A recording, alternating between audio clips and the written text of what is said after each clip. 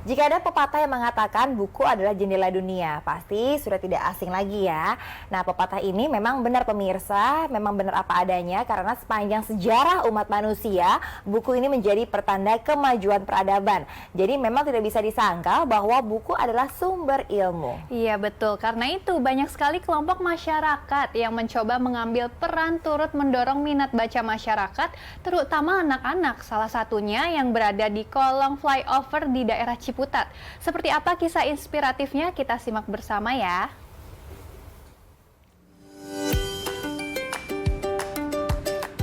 Beginilah suasana di Taman Bacaan Masyarakat Kolong, salah satu perpustakaan yang berada di bawah Jalan Layang Ciputat, Tangerang Selatan, Provinsi Banten.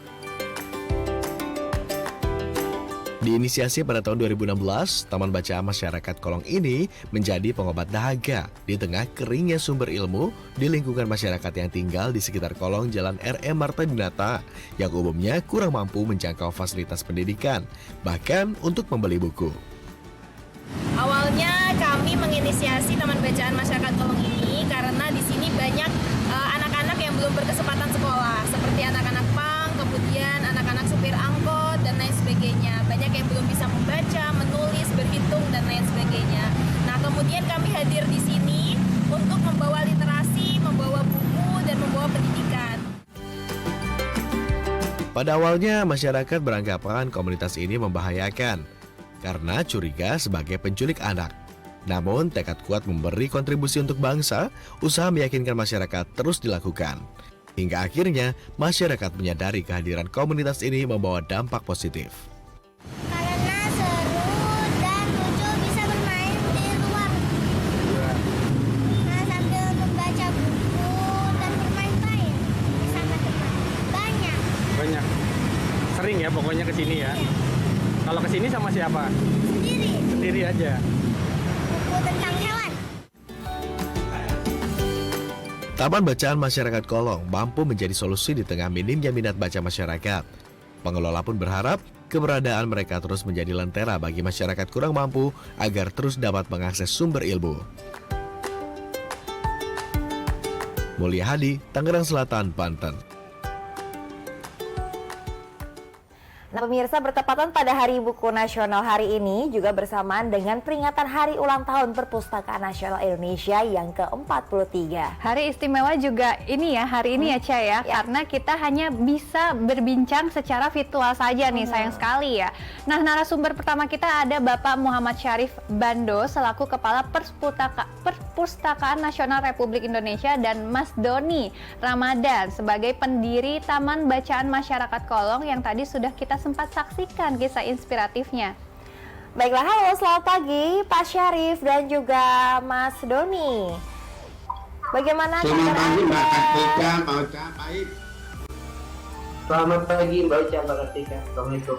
Baiklah, terima kasih Pak Syarif dan juga Mas Doni. Anda sudah bisa meluangkan waktunya untuk ngobrol bersama dengan kita di pagi hari ini. Baiklah, kita ke Pak Syarif terlebih dahulu ya Pak ya. Pak, katanya ini kan sejak tahun 2016 minat baca masyarakat Indonesia ini rendah ya. Kalau saat ini apakah sudah ada kemajuan Pak? Ya, saya tidak terlalu tertarik membahas minat baca rendah. Karena itu mungkin fakta. Kadang-kadang kita berkutat pada persoalan yang tidak ada jalan keluarnya. Jadi kita harus membedakan antara fakta, kemudian masalah dan solusi. Saya wajib bicara tentang solusinya. Jangan buru-buru menghakimi masyarakat Indonesia rendah budaya bacanya. Lebih baik kita lebih fokus bagaimana memperbanyak bahan bacaan di masyarakat, karena Mas Doni sudah membuktikan kalau ada bahan bacaan yang dikumpul dari donatur itu banyak yang ngumpul baca. Jadi anak-anak yang tadi itu datang sendiri di situ mau membaca. Kami bawa buku ke desa-desa di perpustakaan keliling dikerubuti anak-anak, dan begitu buku pergi dia nangis. Nah, dari mana hukumannya? Coba bisa kita lihat bagaimana perpustakaan keliling dikerubuti anak-anak. Ke ini ke perpustakaan. Ada Mas. Kan nggak tampil. Ya, baiklah Pak. Sampai sejauh ini yang kita tahu bahwa Perpustakaan Nasional ini sudah didesain ya dengan adanya pembaruan seperti itu. Lantas apakah minat baca ataupun pengunjung yang datang ke sana itu meningkat Pak?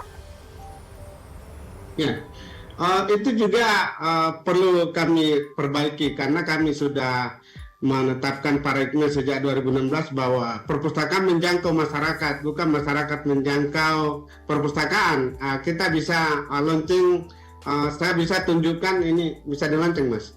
Mohon izin, Mbak, segera saya tampilkan untuk menjangkau masyarakat ini. Ada 14 juta buku telah kita digitalkan dan semua bisa diakses di mobile phone. Iya, baiklah.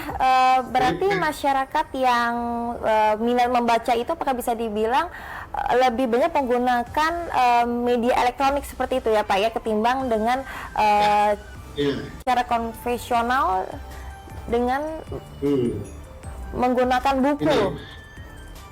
Ini ada 1,3 juta buku pelajaran di SD sampai perguruan tinggi Kemenak Kemendikbud. Ini ada 12 juta jurnal ilmiah dan ada 1,5 juta buku ilmu terapan, semua bisa dibaca di mobile phone ya. Ada sebenarnya kurang lebih 39.000 buku manuskrip kita yang bisa dibaca ya. Oke. Fisik yang ada Dan di itu kalau yang fisiknya kurang lebih sekitar 6 juta, tentu di luar yang telah kita donasikan kepada masyarakat di seluruh Indonesia. Terutama arahan Bapak Presiden bagaimana memfasilitasi sarana pendidikan di daerah 3T, terluar, terpencil, dan terdepan.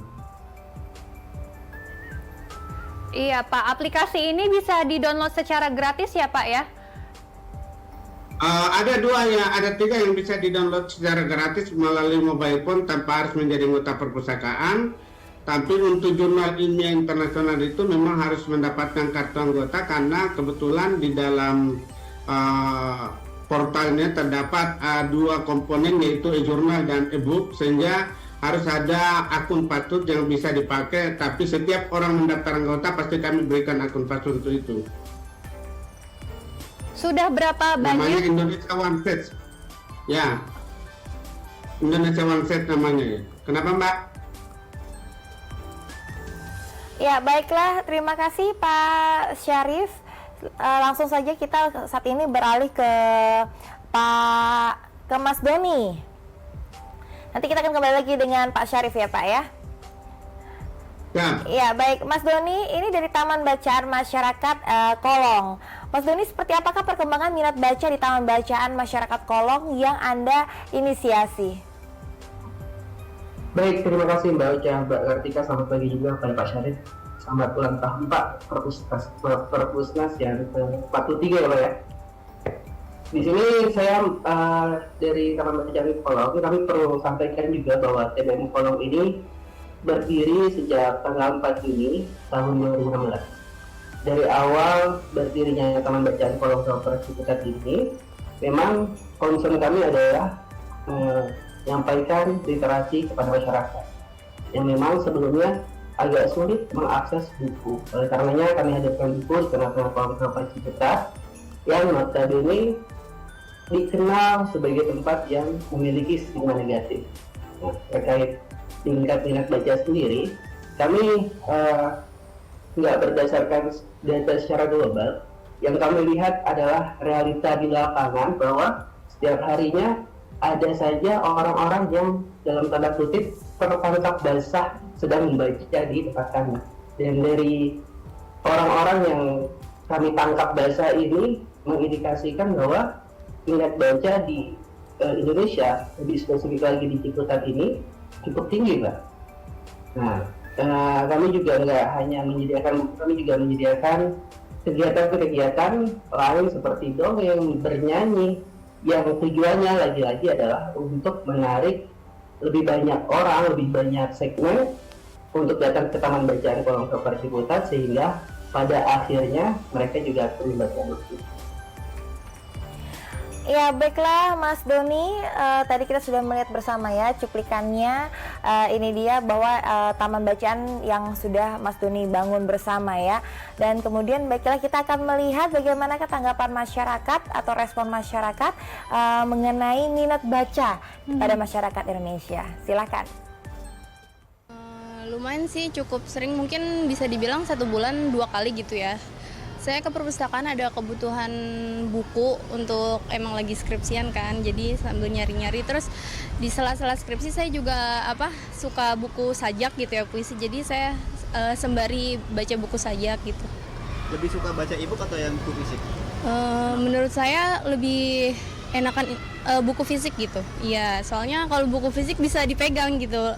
Kalau misalkan e-book itu nggak bisa dicoret atau dilipat gitu. Suasananya beda gitu, dapat rasanya juga beda. Sering ke perpustakaan. Dan biasanya kalau di perpustakaan ngapain aja? Oh, saya di perpustakaan paling 2 minggu sekali.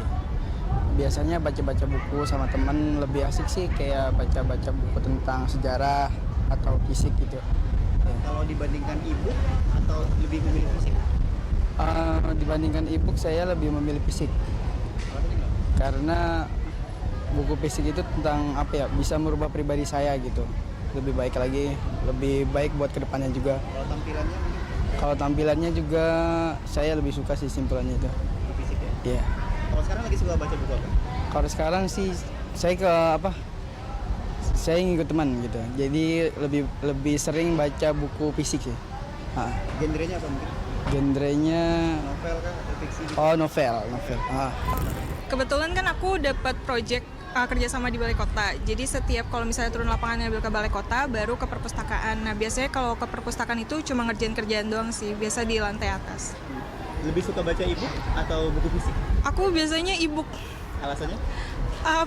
Mungkin lebih murah kali ya. Kalau buku fisik kan kita bayar juga kan buat beli buku. Tapi kalau misalnya e-book bisa gampang nyari di internet. Terus banyak juga lumayan tersedia di internetnya. Lebih mudah diakses juga ya? Iya, betul. Kalau sekarang lagi suka baca buku apa nih? Sebenarnya novel sih, Mas.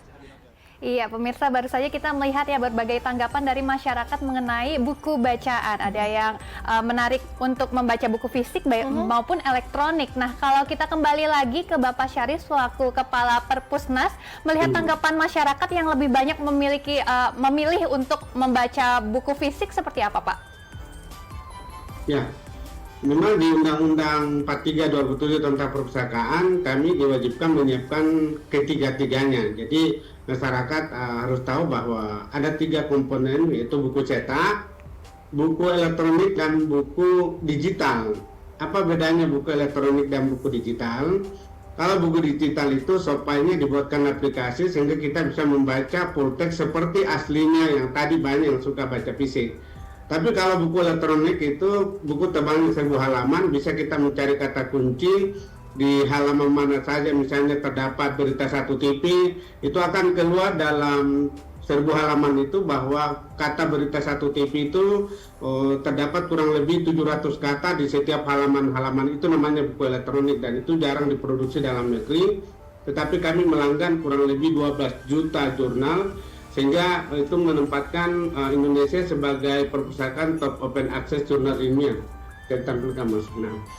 Untuk itu ya kepada teman-teman seluruh masyarakat, terutama Sivitas Akademi, kita melanggan 12 juta jurnal ilmiah internasional untuk memfasilitasi seluruh Sivitas Akademi dari Sabang sampai Merauke selama mau menjadi anggota dan tidak perlu datang ke Jakarta, cukup dengan menjadi anggota online.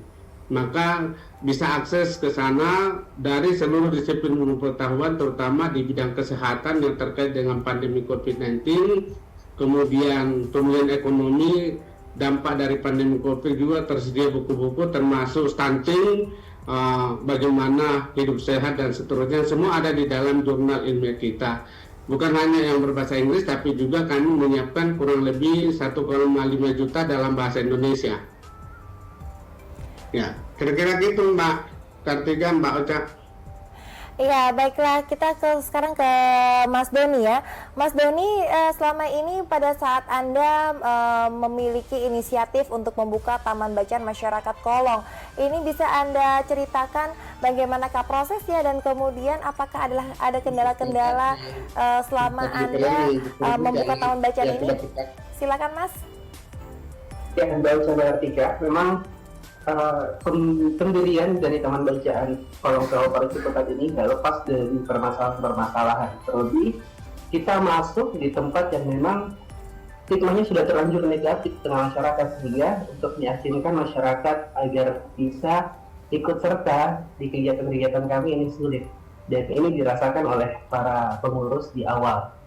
Bagaimana kami meyakinkan anak-anak, ayo datang ke taman baca. Taman bacanya di mana, Kak? Itu ibu yang ada di kolong Kabupaten Ciputat. Nah, stigma ini sudah stigma negatif ini sudah terlanjur melekat masyarakat, di mana tempat yang kami jadikan taman baca ini sering, mohon maaf, dijadikan tempat-tempat negatif seperti premanisme, mabuk-mabukan, sampai anak-anak pang singgah untuk bermalam di taman bacaan kami. Nah, ini kesulitan yang kami rasakan di taman bacaan kolong Kabupaten Ciputat pada awal-awal pendiriannya. Namun semakin kesini, alhamdulillah dengan konsistensi yang kami jalankan dan meyakinkan masyarakat yang nggak sekali dua kali, ini justru peserta didik di Taman Bacaan Kolong Kabupaten Ciputat ini lebih banyak didominasi oleh masyarakat sekitar, Pak. Seperti itu.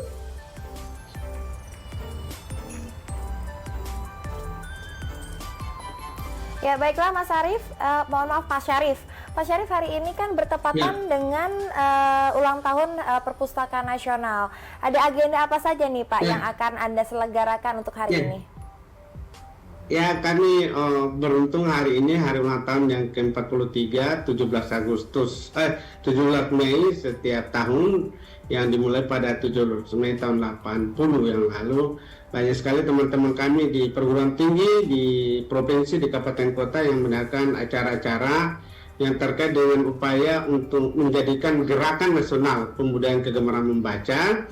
Dan kita sudah punya komitmen bersama bahwa literasi adalah sebuah keniscayaan yang kalau didefinisikan, literasi adalah kedalaman ilmu pengetahuan seseorang kepada satu subjek ilmu pengetahuan tertentu yang dapat diinisiasi, diinovasi, dikreativitas untuk menciptakan barang dan jasa yang bisa dipakai untuk memenangkan persaingan global. Dan kami membuat 5 tingkatan literasi yang kemudian menjadi tren untuk seluruh provinsi, kabupaten, kota, dan dunia pendidikan, bahwa ternyata kita tidak hanya mengajari baca, tulis, hitung, dan pembentukan karakter, tapi ada 4 tingkatan selanjutnya yang harus kita perjuangkan, yaitu akses bahan bacaan yang terpercaya, terlengkap, terkini, memahami makna bacaan yang tersirat dari yang tertulis, kemudian punya inovasi dan kreativitas. Misalnya kalau punya handphone sekarang sudah sangat canggih, begitu jatuh di air tak bisa dipakai, maka kita menunggu dari ahli kita untuk menciptakan mobile phone yang water resistant. Dan kemudian Pak Presiden selalu mengarahkan bagaimana Indonesia menjadi negara produsen. Kemudian barang-barang yang kita hasilkan diekspor dalam bentuk jadi dan bisa dipakai untuk menjadi masuk 5 negara besar ekonomi dunia pada 2045 ketika Indonesia memasuki 100 tahun kemerdekaannya. Kira-kira gitu ya. Kemudian kegiatan teknis, kami hari ini akan meluncurkan beda buku. Judulnya Literasi adalah Kunci Menuju Sebuah Negara Produsen. Iya, terima kasih Bapak Syarif atas informasi dan waktu Anda untuk hari ini. Begitupun dengan Mas Doni, terima kasih atas informasinya. Dan juga ini sangat menginspirasi ya, membuka Taman Bacaan Kolong. Dan sekali lagi selamat ulang tahun untuk Perpusnas. Dan semoga minat baca Indonesia semakin meningkat ya. Iya, baik. Amin. Ya, baik, terima kasih Pak Syarif dan juga Mas Doni sudah meluangkan waktunya untuk ngobrol-ngobrol bersama dengan kita di obrolan pagi ya.